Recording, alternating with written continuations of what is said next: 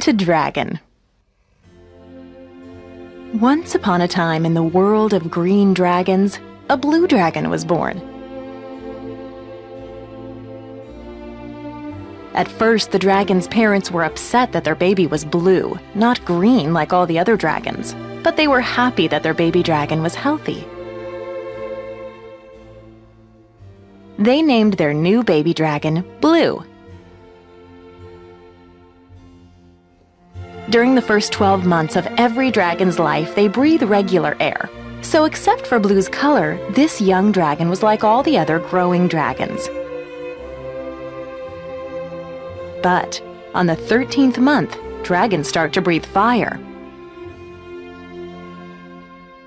Not Blue, though. Instead of a fiery breath, Blue's breath got colder and colder until Blue started to breathe ice. Blue still wanted to play with the other dragons, but Blue's cold, icy breath froze their fire breath.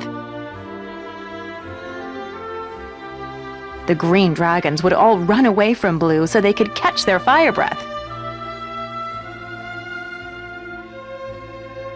None of the other dragons wanted to be near Blue. Far, far away, in another part of the world of green dragons, a red dragon was born. Like Blue's parents, the red dragon's parents were upset by the baby's color, but they were happy that the dragon was healthy. They decided to call their new baby dragon Ruby. Almost immediately after birth, Ruby's breath grew extremely hot. So hot, in fact, that Ruby's breath would put out the breath of any dragon that came near. When Ruby approached other dragons, Ruby's intense, fiery breath would overpower their normal hot breath, and they would run away to catch their fire breath. Like Blue, Ruby could never play any games or be around other dragons. Blue was very sad and lonely.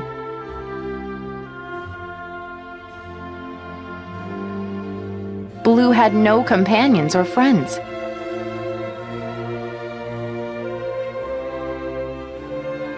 Blue could only talk to other dragons for just a few seconds until Blue put out their breath. Blue decided to search the world of green dragons for another blue dragon. So, Blue traveled from Dragon Village to Dragon Village in search of a new companion. At one village, Blue was told of a red dragon that was also different. Blue decided to find the red dragon.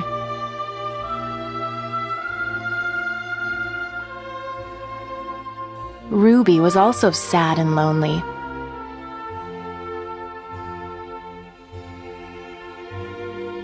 Ruby had no companions or friends.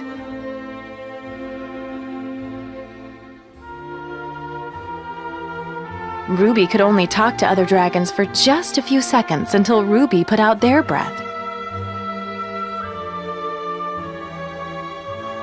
Ruby decided to search the world of green dragons for another red dragon.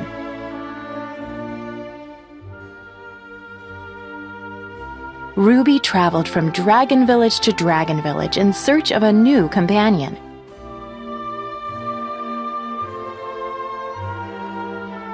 At one village, Ruby was told of a blue dragon that was also different.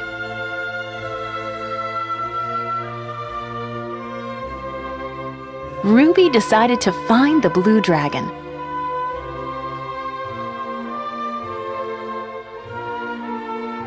Blue and Ruby wandered for many months in search of each other, leaving messages at each village. Whatever village Blue and Ruby traveled to, the green dragons there would tell them they had just missed each other. They would let the village dragons know where they were heading next.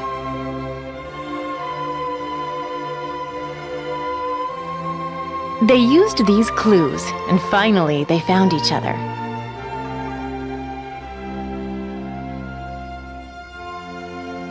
They stared at each other.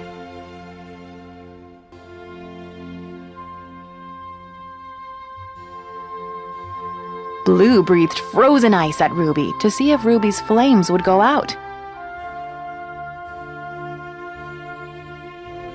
Then Ruby breathed hot fire at Bleu to see if Bleu would run away. Neither happened. Then at the same time, Bleu breathed frozen ice at Ruby and Ruby breathed hot fire at Bleu. Together, Bleu and Ruby had a steamy relationship from the very start.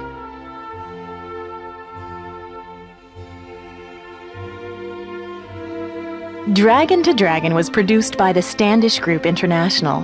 The Standish Group International owns the copyright of Dragon2Dragon, all rights reserved. Dragon2Dragon was written by Jim Johnson.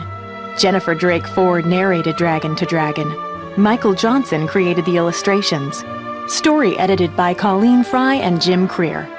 Julie Sorensen designed the presentation. Joe Piccioni did the video editing and production. This is Jennifer Drake Ford. We hope you enjoyed this production of Dragon2Dragon.